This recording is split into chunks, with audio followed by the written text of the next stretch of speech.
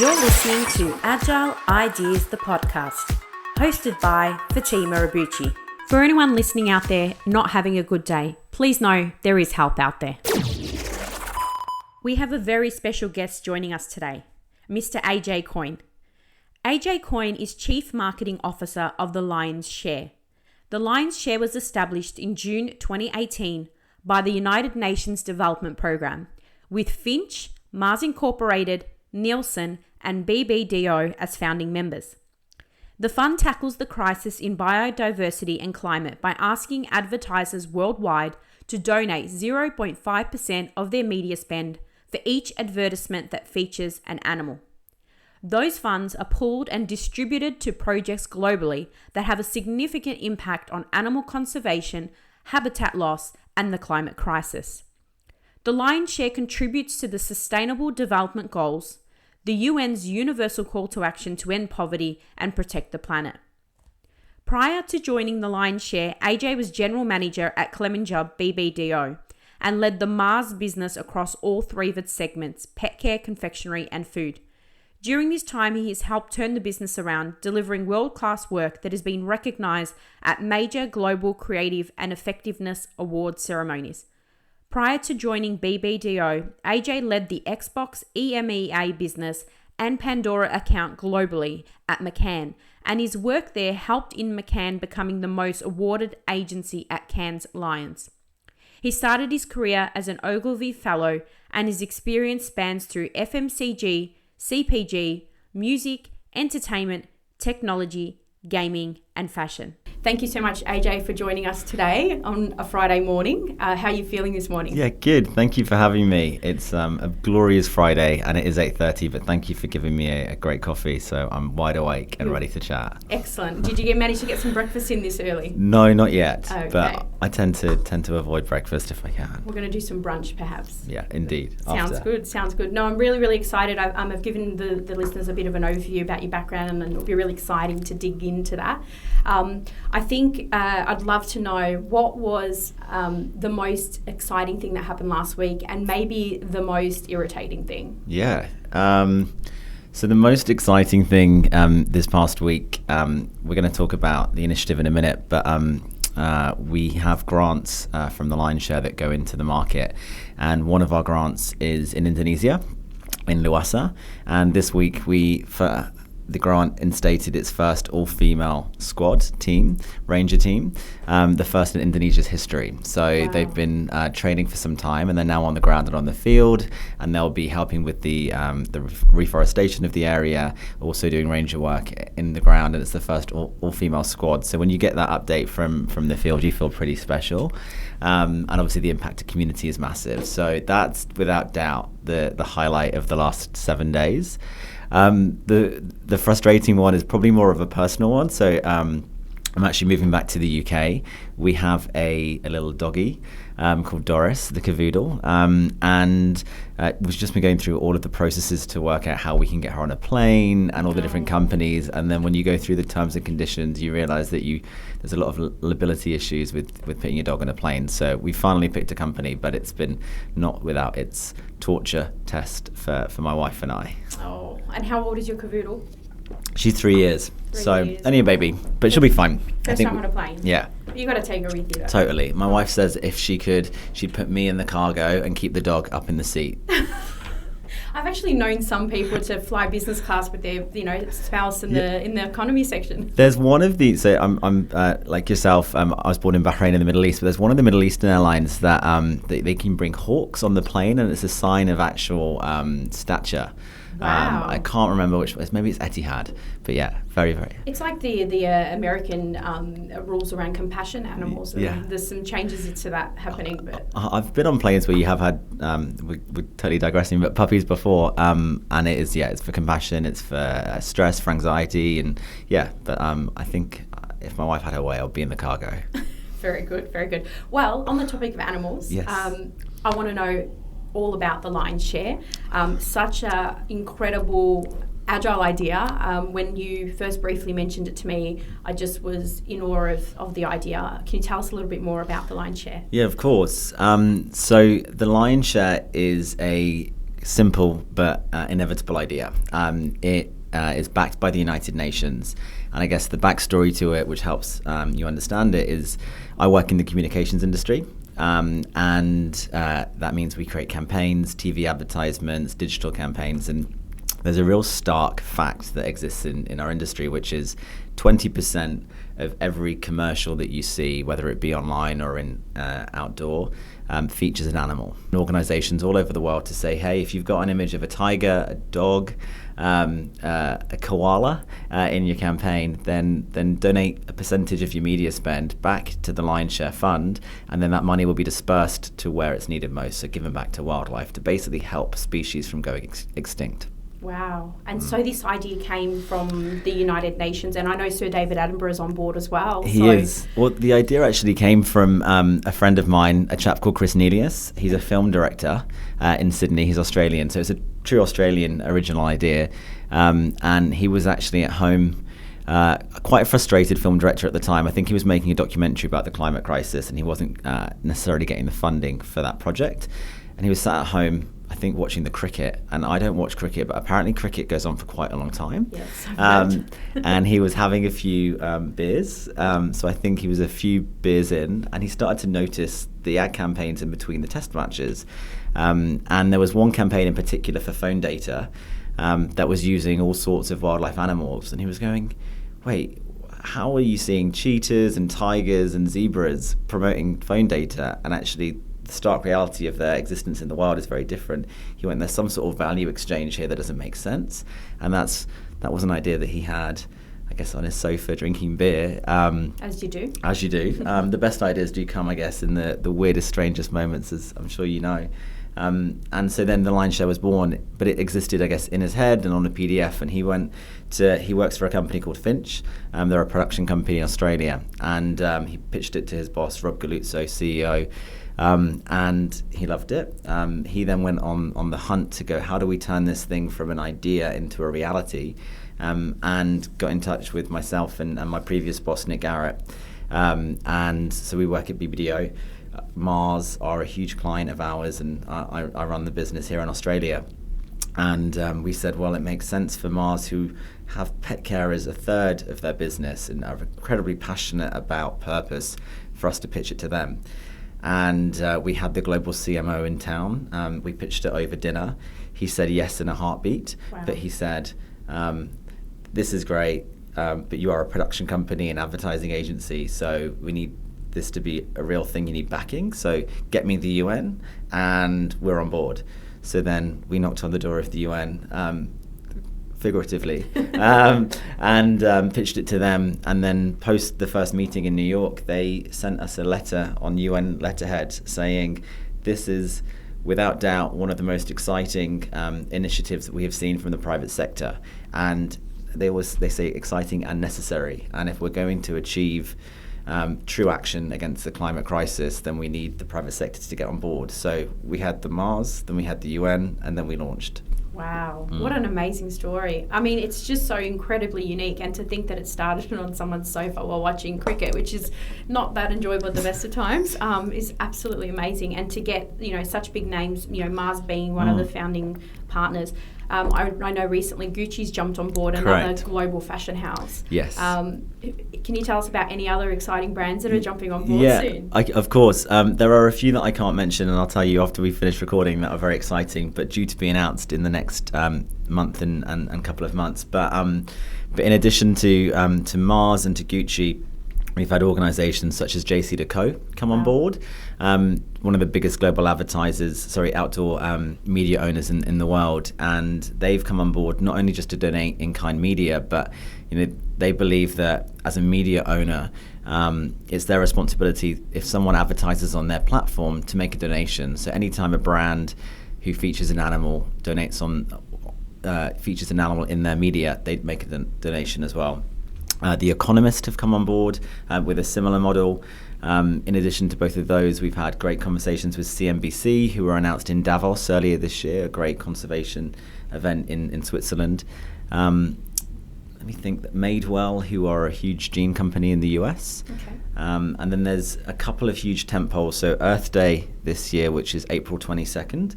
There's a big announcement that will be made at the UN with a huge brand being announced to join our cause, and it's the 50th year of Earth Day. And then with Gucci coming on board, there are 2 further huge fashion houses to be announced, one next month and one in June. And obviously with all these brands jumping on board, there's the principal benefits of supporting the wildlife and animals, etc. Yep. What would you say, from a business perspective, what are some of the benefits for businesses jumping on board? Of course. So it's interesting because I guess we've been a bit of a startup, right? I told you it started on a sofa in Sydney. And so we've been learning as we go, and there's plenty of benefits. But I guess if you go back to the basics, carrot and a stick analogy, at the moment we've got the carrot, right? So the carrot is that this is the right thing to do. Yes. Humanity is wiped out. 70% of animal population, there's a billion species at threat by 2030. So you go, right, it's the right thing to do. At some point, the stick's going to happen, which is consumers are demanding change. You can see the youth, the Extinction Rebellion, all around the world, the marches. At that point, they're going to question, why aren't brands involved? Yes. So, because if you're benefiting and you're benefiting from the image, then you should contribute. That said, there are other benefits. So I think there's the great example from Mars, and Mars have seen such a huge, the Lion Share's become, I guess, a golden star in their organisation, a beacon to aspire to, and something that they're passionately rallying around as all the associates globally.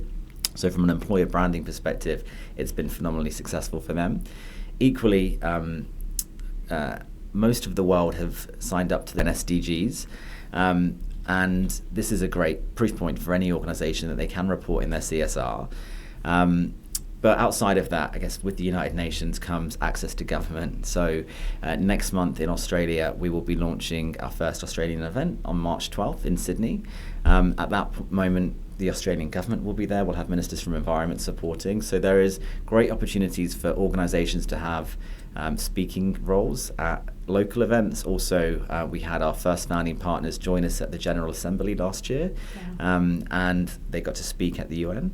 In addition to that, you'll start to see brands activate it with consumers. So some organisations will be putting our logo as a proof point onto packaging. Some will be creating products with us to celebrate sustainability and to celebrate the Lion Share and start to have that consumer impact as well. Wonderful. And then I think I mentioned Luasa earlier, and so the UN are also, for organisations, starting to build a plan in which if you are a partner of the Lion Share, then you can send your associates, your employees to go to the field and to actually volunteer. And I guess the last point is we're building a collective of companies that are, in my opinion, game changers and leading this charge, and with that becomes this community of organisations that are rallying together and providing benefits for each other. So Mars are talking to JCDecaux in ways they haven't done before, same with Gucci, and so this collective are coming together to forge new frontiers and to provide benefits to each other. So they're learning from each other as well. So there's that. Wow, that's amazing. It's incredible opportunities, and you've obviously mentioned a lot of big businesses. We're a small business, and we'd love to, get involved as well. So for our listeners that are small business or entrepreneurs or people who are just, maybe not in a business at the moment, how can they get involved? How can they spread the message? Of course. So I guess there's multiple layers to organisations that are involved, and it's not just big businesses. So we believe in every organisation, every brand, and every market in the world, and we're for all animals. So, in addition to the large organisations I've said, there's a great Australian company called Dog Lover Show. They are a small Australian business that have come on board, and obviously they have a great remit in terms of their contacts because they have lots of pet companies. Yes. So they have come on board instead of going to the 0.5% model, because that makes sense if you're a massive company with a huge media spend. Yes. But if you're a local company, what can you do? So they have come on board with a small licensing fee to support the cause because they believe in it. And also they are using their avenues to spread our message. So they have events, they have a great database of companies that they are talking to. So there are plenty of ways in which companies can do that and spread our message. Equally, talking about it.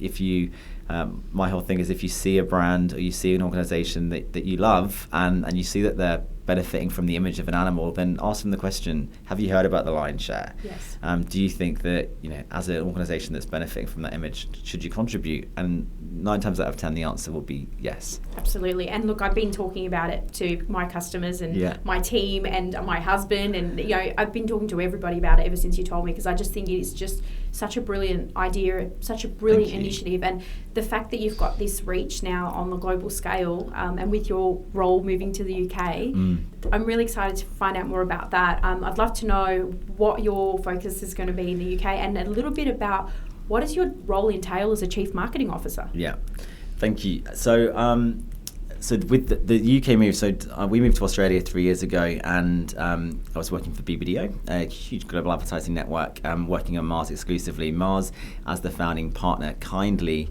Global CMO Jane Wakely contributed my time until now to support the lion's share.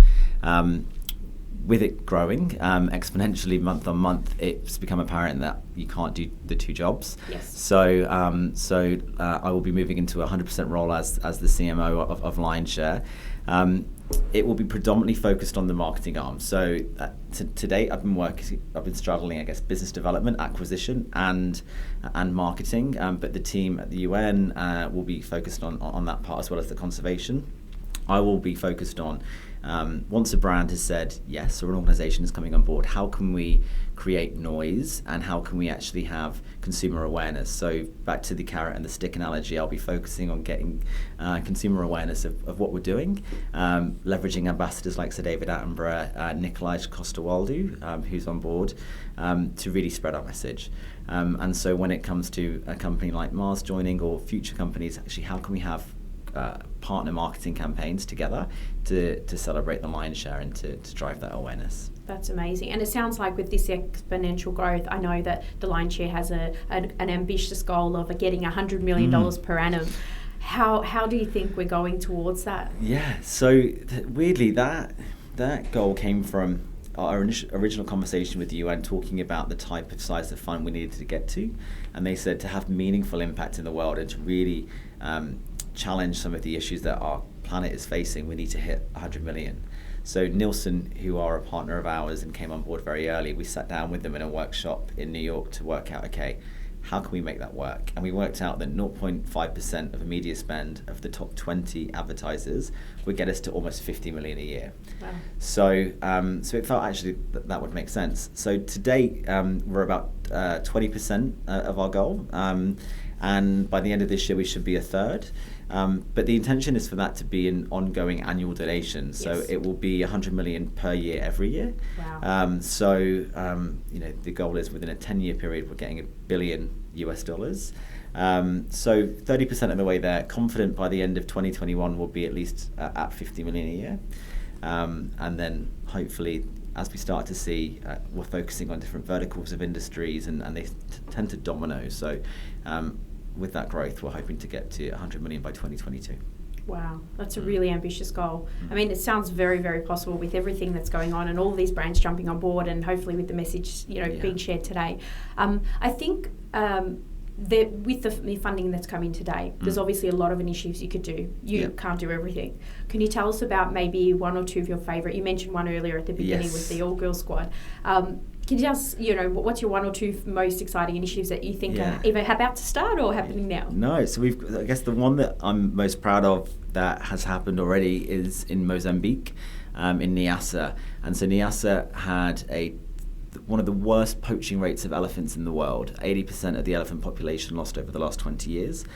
We invested in digitizing their ranger technology, a simple investment. They were working off old school 1970s style walkie-talkies. By that investment, elephant poaching after 12 months of that investment went to zero. That is incredible. So that's probably the most proud investment. And then equally, this country, Australia, has probably become the postcard for climate crisis sadly over the last 3 to 6 months. And we have released funds into Oz that I'm incredibly proud of. So 2 sets of funds, one to create mobile vet clinics, so for species and animals that have been made homeless because of the bushfires, to allow them to have access to care and access to rehabilitation. And the second is within Kangaroo Island, and to invest in a piece of land, there are hectares, to be able to provide rehabilitation. So once the fires are out, how can we actually create new habitats for animals to have new homes? So those are two that I'm passionate about. It's incredible. It's incredible to see not only the long-term vision for the company or the organisation, but you're actually being able to respond to immediate crises at speed. Yes. Is just incredible. I mean, from a project management mindset, I'm going, wow, that's just amazing, especially being such a global organisation. So I have to say I'm very impressed with that, and I think it's incredible. A little bit about yourself. You've worked in a lot of organisations, a lot of global companies, a lot of different brands and a lot of different market segments. Would you say that any particular industry is more challenging than the other? I think as a whole, the world is changing rapidly at the moment, and the rate of change is far greater than it ever has been before. So I think every vertical and every industry is facing a tough time, and really the onus is on everyone to rapidly transform. And if you're not rapidly transforming or have a plan in place to do so, then you will get left behind. Yeah. Having been in Australia for the last 3 years, I think it's been quite enlightening, because I think there's probably more of a nervousness here than I have experienced in other markets I've worked in. And I think there's a great, it's an old saying, but you're either in it to win it or you're in it not to lose. And I certainly feel like there's probably been an in it not to lose mentality in some of the organizations in this market because of a fear. And actually, the companies that will do very well are the ones that will be brave and make bold statements, but I guess statements and acts that you can feel comfortable in. So there's definitely a need to believe in creativity, a need to believe in being bold and being brave, because if you're not, certainly as a brand or an organization, if you're not brave, you'll be forgotten. And consumers are time poor, incredibly disloyal at the moment, right? So actually giving value and being brave is far greater than doing something that feels like wallpaper. And I think maybe because of that, there's probably been an over-reliance on more price tactics in this market versus actually believing in the power of brand.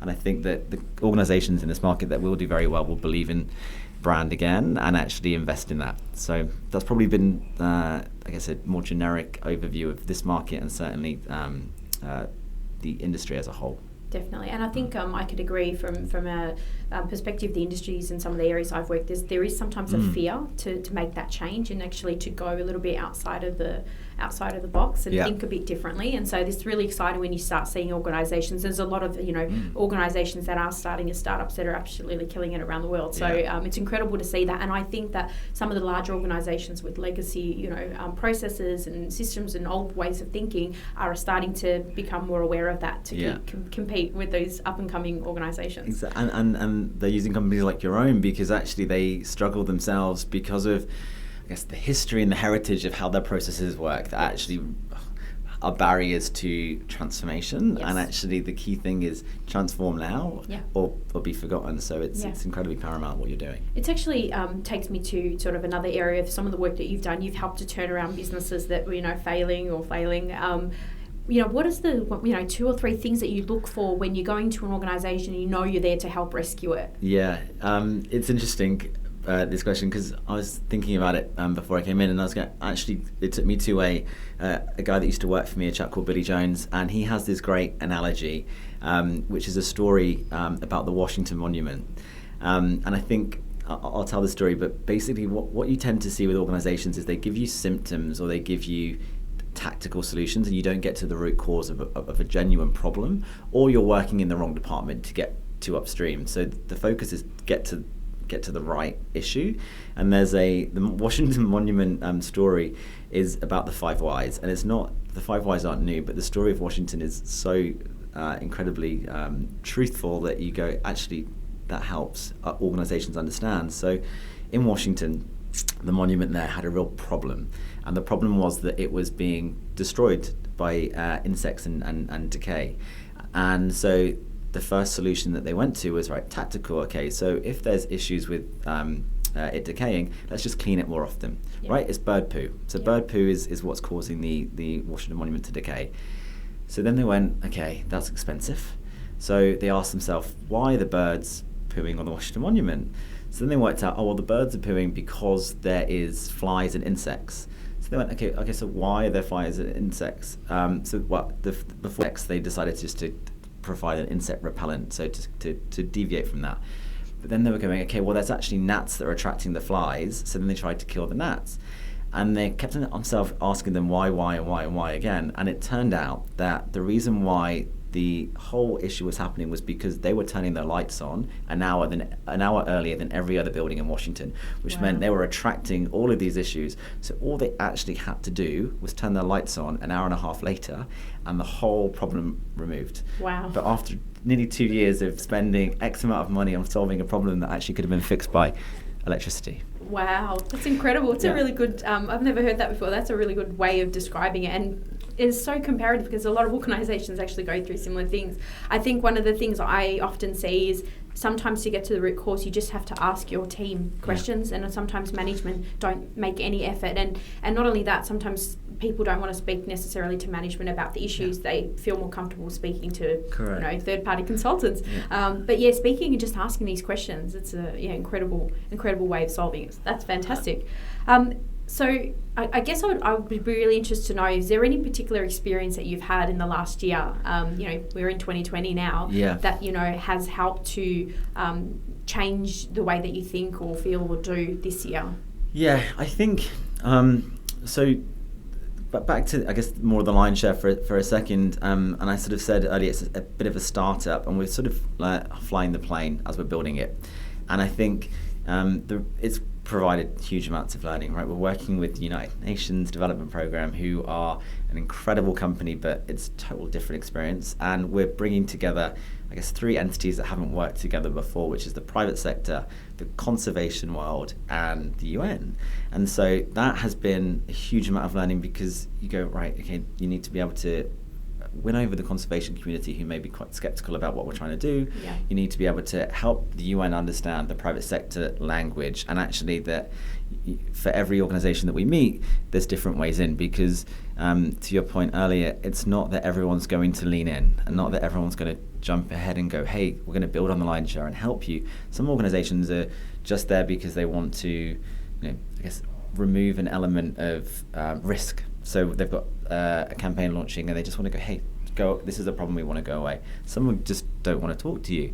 And so actually the greatest learning over that is actually building a business development plan that helps straddle both conservation, build upon the UN, and also appeal to the very different corporate worlds and different industries we're dealing with has been incredibly enlightening. And I think building a brand from scratch, having been in the world of consultancy and partner for so many years, where the risk isn't all yours, it's your clients. And so actually going into the other seat has been equal part frightening as it has been exciting. Wow. And it's going to be a continuous learning curve, that I think the fact that you've gone from startup and now you're at speed, you're going to be scaling quite fast. It's building that plane. That plane needs to get built quick. Very quick, exactly. Beautiful. So just kind of sort of rounding down with a few rapid fire questions. I usually love these, and I think people do as well. What's something that you do that most people would consider annoying? This may be a bit too personal, but if my wife were here answering, she'd say that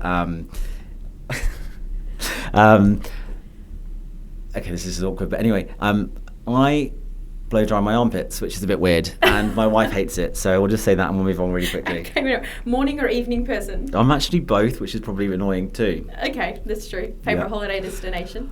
Marrakesh is where we got married. Wow, amazing. Morocco. I want to go. What was the last book you read? Marching Powder.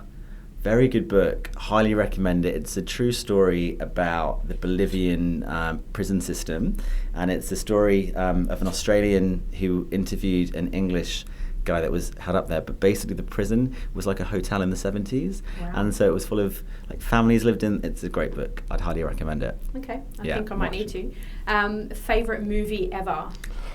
Oh my God, favourite film of all time. What would be my favourite film of all time? I have no idea. I'm going to say something like something Disney. I'm going to say Finding Nemo. Finding Nemo. Very good. Good choice. Is there anything else that you want to share with people interested in finding out more about the Line Share? Where would the best place for them to go and get more information? Of course. So our website, thelinesharefund.com, our Instagram handle, which is the Line Share Fund. Equally, my LinkedIn, please add me, AJ Coyne, and I will happily chat and answer questions.